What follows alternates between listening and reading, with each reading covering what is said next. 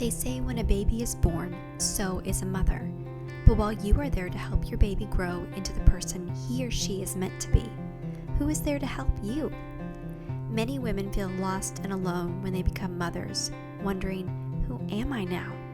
Sometimes it feels like the transformation from woman to mother is as radical as a caterpillar's transformation into a butterfly. Did you know that inside the chrysalis, the caterpillar literally turns into goop before it rearranges itself into a butterfly? This podcast is about the goop, what soul transformation looks like as you transition from being a woman to a mom. Your baby's growth matters, but yours does too. You're not alone. I'm your host, Brittany Ming. Welcome to the Motherhood Metamorphosis. Welcome everyone to the Motherhood Metamorphosis. I'm your host, Brittany Ming, and today I am happy to welcome Angela Anagnost-Repke. She is a nature-loving, empathy-blooming mom of 2 school-age kids. She is working on a nonfiction book proposal on how even unscientific moms can give the gift of nature to their kids. Welcome, Angela. I'm so happy to have you here today. Thank you. I'm excited. Yeah, me too. So when we were emailing back and forth about what we were going to talk about today, you wrote that you wanted to talk about how motherhood felt unnatural to you. And I was like, yes, we need to talk about that because it almost feels like it's a dirty little secret to admit something like that, to actually say it out loud. So talk to me about that. Tell me your story. So I come from a family. I have 3 brothers, and I have one of them is my twin. And when my mom had her firstborn, so my oldest brother, her own mother died 2 weeks after that. Oh, wow. And so all I basically heard about motherhood was how it saved her, like from grief. And she had twins, and I almost died a couple times. Like, I was a really sick baby, and I was really sick as a 6-year-old. And she didn't share any of like the horrible, how the fuck did I get through this stuff? So just the good parts. I mean, she didn't like, like put rose glasses on per se. She was honest about like all the teenage stuff, but yeah, like she loves babies and everything was so natural to her. So then I had my son, who is 9 now, and the birth experience was traumatic because I was bullied into a C-section, so I had no control over that. I was very sedated. They like overdrugged me. And so my first time trying to nurse him, I literally felt like, I mean, I was on drugs, but I felt like I was totally inept and I couldn't even hold him. The nurse was like holding him on my boob. And you're like, this is great. This is the memory I want to have of nursing my son for the first time. It was really sad. I cried a lot through that and after that. So yeah, bringing him home was very unnatural. Again, I think because I was, they put me on a bunch of stuff that I stopped taking like on day 2 at home because it made me feel fuzzy. But yeah, I think for me specifically too, I think society has gotten better about breastfeeding, but almost a decade ago, I think there was a lot of pressure to be this perfect mom, and that was like half of it. Like if you don't breastfeed, you're horrible at it. Yeah, you failed at the first task of motherhood if you can't breastfeed. Totally. So breastfeeding was horrible. I hated it. My boobs were constantly engorged. I had mastitis all the time, even when I switched to pumping. Oh, that's awful. It was horrible. Finally, and I was crying nonstop. Just that's all I did. just cry. And finally, my husband and my best friend, who's also a dietitian and was a successful feeding mother, and my own mother, they were like, you just got to stop. Like, just stop. Yeah. So when I let my milk dry up, it was like, this is the mom I'm supposed to be. Yeah. And, things weren't easy, but it was a million times easier. Yeah. So, and what's funny too, looking back, is that we all have an intuition. Mothers have the strong intuition. I knew when I was pregnant that I wasn't going to be able to do it. I just knew it. Yeah. For various reasons, not to get too grossed out about how God made my boobs, but yeah, I knew it was going to be hard for me, and I didn't really want to do it. Like, that's the thing. Yeah. I didn't really want to do it. I think that's really important. I think that you gave it a really good try, but like honoring the fact that you didn't want something is, really smart, because if you don't want it, then it's going to be really difficult going forward. Not to say, and I think motherhood is a lot of those things. I mean, sometimes we don't have choices a lot of times, maybe we got pregnant unexpectedly, or, you had the C-section you didn't want. So a lot of your story you're telling me, it felt a lot of out of control. So maybe stopping breastfeeding was like the first time you felt like you were autonomous in your own motherhood story. Does that resonate with you? Yeah, I do. And in fact, one of my good friends, our firstborns are like a month apart. And so we went through a lot of that together, and she was like, I'm not going to breastfeed. And I'm going to own it. Like, when she was pregnant, I didn't say it aloud, but like, I internally judged her. I was like, what do you mean? Like, she's not even going to try it? Like, that's kind of selfish. And now I'm like, fuck that. Honestly, like you use the word honor, like, she honored herself, her body. And you know what? After she had her baby, like, her daughter was born, and she was born a mother. Like, she did it how she wanted to do it. Yeah. And I can't help how I felt at the time or whatever. It's innate to do that, but kudos to her and all women who just own their journey and don't try to be a certain kind of mother that they're just not meant to be at all. Right. Something that goes against that gut feeling, like that doesn't feel natural. Totally. So after you decided not to breastfeed and your baby grew, can you tell us more about your journey and how maybe you compared it to your mom's journey, about how everything seemed to come so naturally to her, and how maybe you felt your own experience butted up against this narrative that was playing in your head?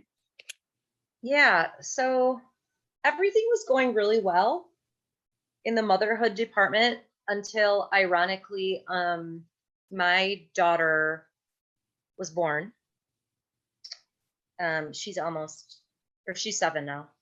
And 6 weeks after she was born, my mom, whom I'm very close with, was diagnosed with very advanced aggressive cancer. Mm. And so I resigned from my teaching job. I had a really good job at an early college, and I wanted to care for her.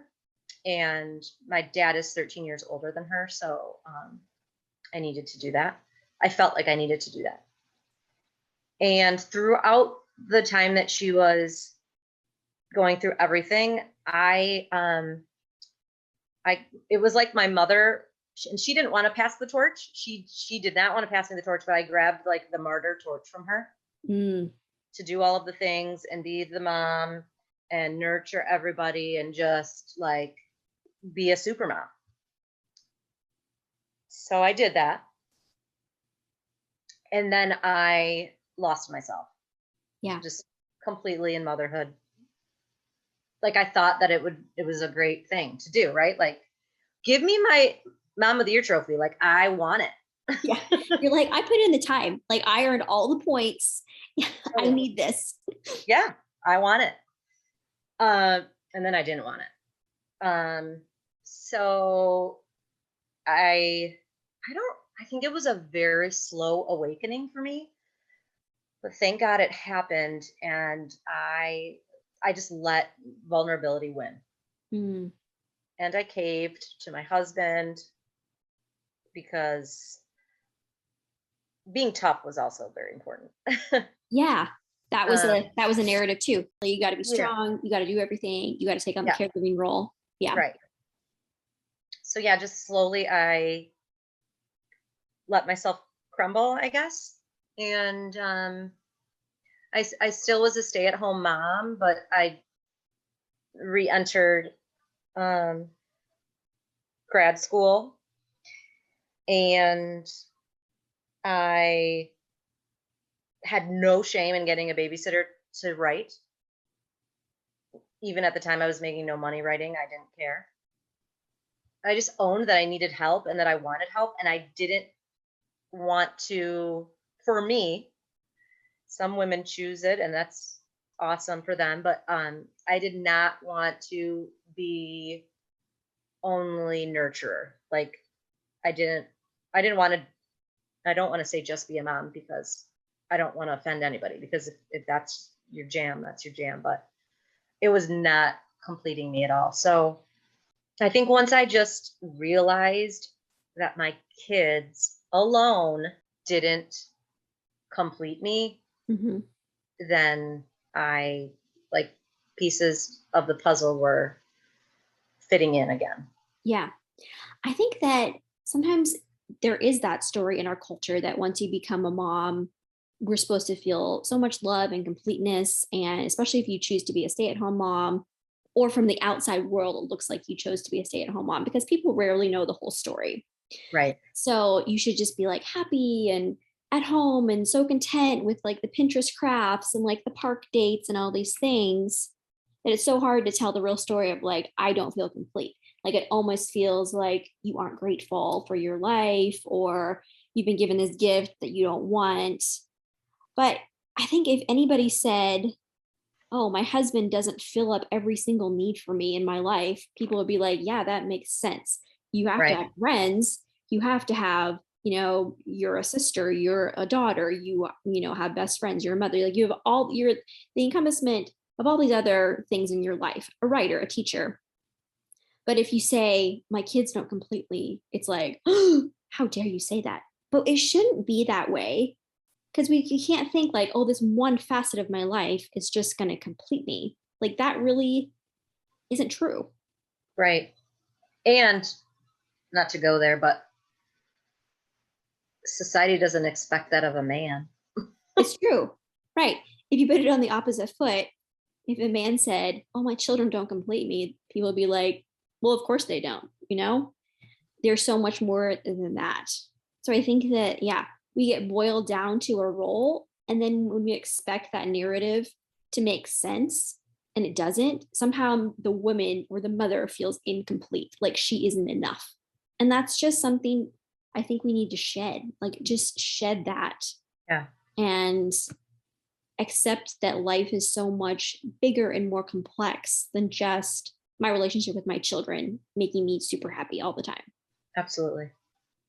So during that time, did you also get some support in being your mom's caregiver? Like, how did that go? I remember thinking like, oh my God, my break from motherhood is sitting with my mom as she's getting chemo. And my break from my cancer-stricken mom is my children. Yeah. Not breaking from my mom, but from dealing with cancer in my head. Like, yeah. Yeah. Both of which are very emotionally taxing and not breaks at all. Yeah. But I did have a strong support system. I just needed to be in control of it at the time. Like, I had to orchestrate everything. So during that time where you were being with your mom or being with your kids, was that before you enlisted a lot more help in your life? So that was there a transition where you're like, I can't do this much emotional labor anymore? And then that's when you got the babysitters for writing or things like that. Yeah, during that time, I was the orchestrator of all the things. And then once my mom got better, I was not better. Yeah, that makes sense. I really get that because I think of in really intense times in my life, like last year, it was COVID, and then my husband deployed for 6 months. And you're homeschooling, right? And then I started homeschooling, which I'm like, was that a bad decision? But it was the best decision I made at the time. So I just have to go with it. I can't be like, was that a bad decision? You know? Totally. So, but by the time my husband got home, I knew that I was going to have to take time to recover. It wasn't like the instant he got home that I was like, oh, everything's back to normal. I was at a very low place emotionally and mentally and physically. And I knew it was going to take me several months to get better, almost like an illness. So it did. It took me about 3 months to start feeling like I can feel like me again. And I really had to put in some work. Does that sound like an experience that you went through, like after your mom started to get better? Yeah, it's funny because I was like nodding. I was thinking about my past year homeschooling my kids, and I had my husband was home, and it was still like, I don't know how you did it. You're amazing. Well, it was just really hard. It was hard for you. I mean, it was hard for me. It's just hard for all of us. But yeah, I think that sometimes we think we get out of that hard spot and then we're like, oh, it's going to be better, but it really isn't. I think because it was such an emotionally intense time that I was just, it was like foggy. And then when my mom got better, the fog didn't lift. I needed to do things for myself. Like, I hate the term self-care. Yeah. I just do, because if people use the term correctly, that would be one thing. Yeah. Because throughout that time when my mom was, going through everything, and I had a freaking newborn, which was probably about a year to 18-month thing, I, did the superficial self-care things. Like, I had dates with my friends. I started exercising and all of that stuff. But self-care to me is like the deep transformational stuff that you need to do to heal yourself from the inside out.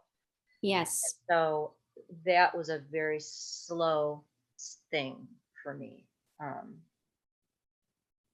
And I did have moments of an awakening. Like when I would drive home from grad class, I was on fire. It was adrenaline rushing and awesome. Mm-hmm. So there were the high points like that too. But yeah, to get the fog to lift, it was a deep grind. It wasn't like, I'm going to go for a run. Yeah. It was like you had to do this very intentional work to reclaim who you were and wanted to be, both inside and maybe who you are projecting outside into your life. Yeah. And you know what? Motherhood is such a mindfuck that I don't think it's ever going to stop until maybe my kids graduate college, if they go to college. Yeah. You know what I mean? Even right now, we just moved. When we moved up here, we moved up north. So I live in Michigan. That's what we call north, is up north. Yeah. Anyways, and so we moved, and I was like, I'm going to freelance again and start making money. And, I'm going to do this on the side and this. And then I started doing it, and I was like, this is not it. I don't want to do this again. That fit my life for a moment. And then, we also are still in a pandemic, so that brought some things out of me too, but just a few things. Yeah, just a few. But I'm we're evolving, mm-hmm. And I think some women kind of, are more like grounded, maybe. I don't know if that's the right word, within like who they are as a woman and mother combo, and like what they want to do with their life and all that stuff. But I am not. And I'm not, I am not either. I mean, I have lots of ideas, and it sounds like you have lots of ideas too, and you like are a goal pursuer and all these things, but you try it and we're all just trying. We're just trying to like figure out how can I show up in my life, whether it's like in as a mom or as a woman or as like a creative person. I mean, that's at least how I feel. I'm like, I just want to feel alive, and I want to feel like I'm doing my best to show up honestly and authentically. At least that's how I see it. And sure. sometimes when you're going through like those really tough times, you can only show up so much. Like you just survival takes up so much energy. Like that last year during the deployment, I think I could show up. I mean, that was taking like 95% of my energy. And the other 5% was like for taking showers, and feeding myself on a regular basis. Like just the basics of taking care of myself. Absolutely. So I think Yeah. that, and I wanted to do all these other things, but I had no brain space for it.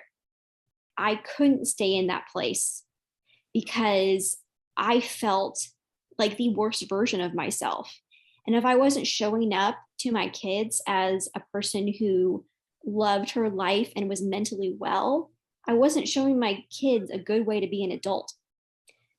So, at least for me, I couldn't keep homeschooling and be the best version of myself. Where it seems like you were telling your story and saying, I had to stop being this superwoman, mom, caregiver, so I could show up in my life in a way that was authentic and healthy. Am I translating what you're saying correctly? Yeah, absolutely. Um, and I do think that for me, it is important for my kids because kids aren't dumb. Like No, they like if they just see me being there for them all the time, they're gonna sense my resentment. yes. Like I want to be a happy mom. And I think it's okay to say that and say, hey, something's not working and it needs to change so that I can give my kids a happy mom and I can give myself the joy that I deserve in life. I agree. I mean, you really only have one shot, right? And Mhm. why waste it doing things that you don't want to do?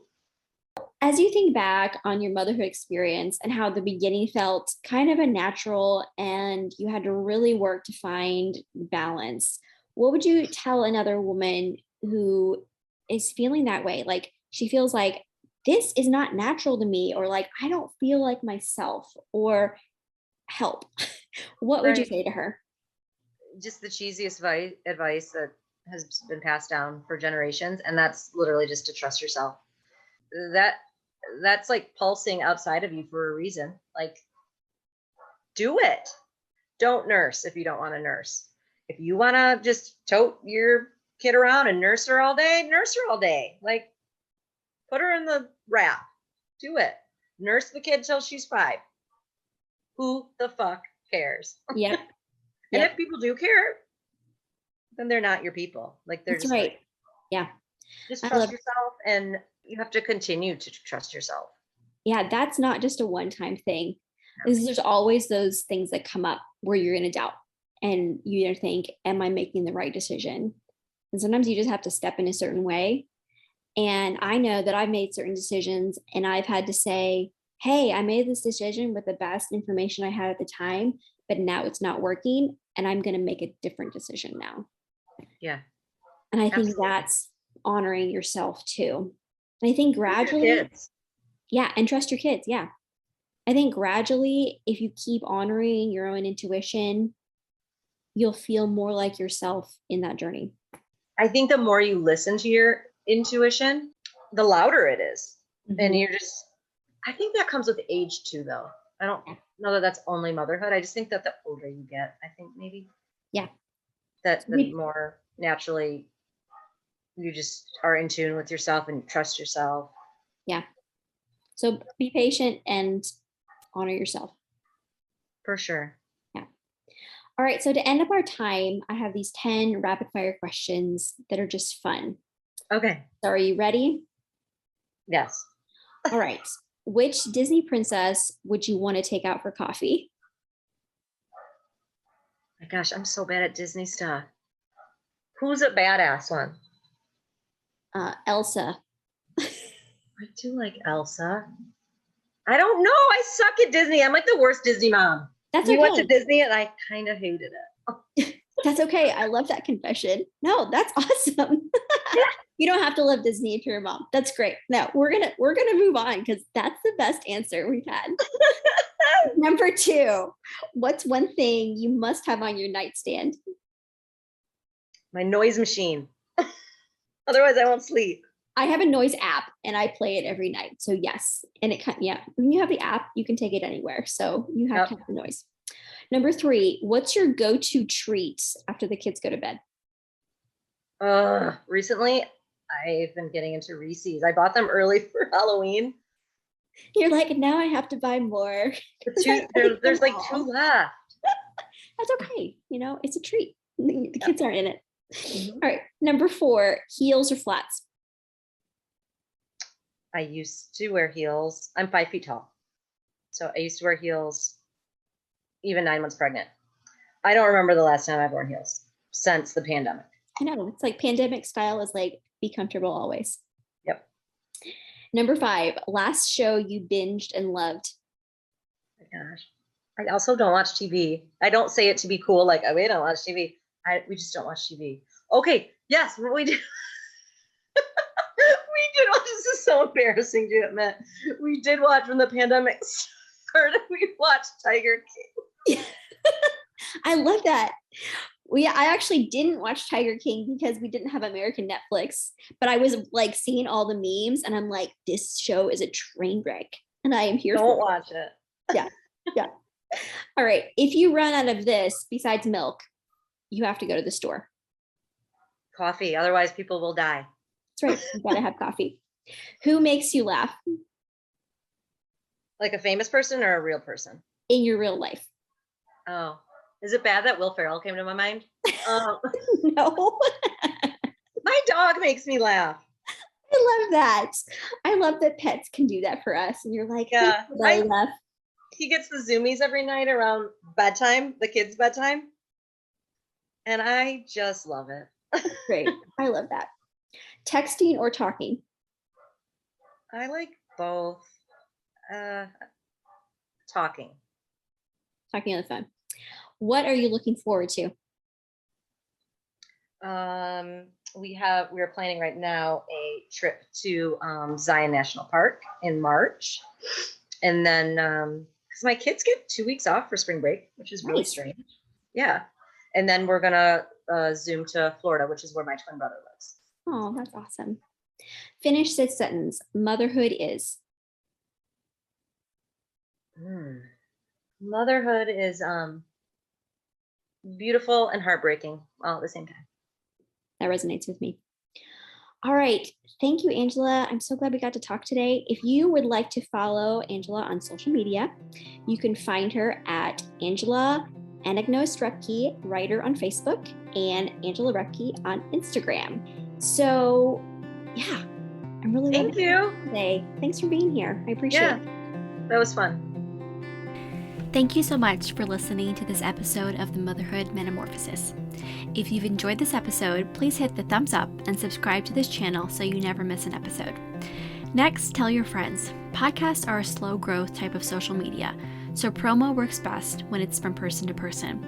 If you know another mom who's in the goop right now, send her a text of encouragement and the link to the episode that is speaking to your heart right now.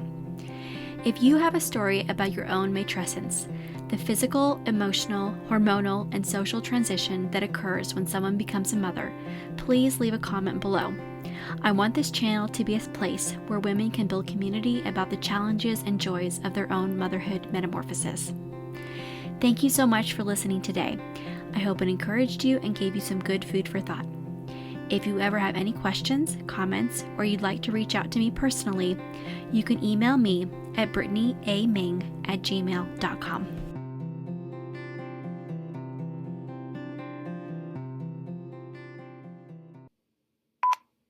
I'm really sorry about that dog. It's okay. Dogs bark. Okay. It's not even mine.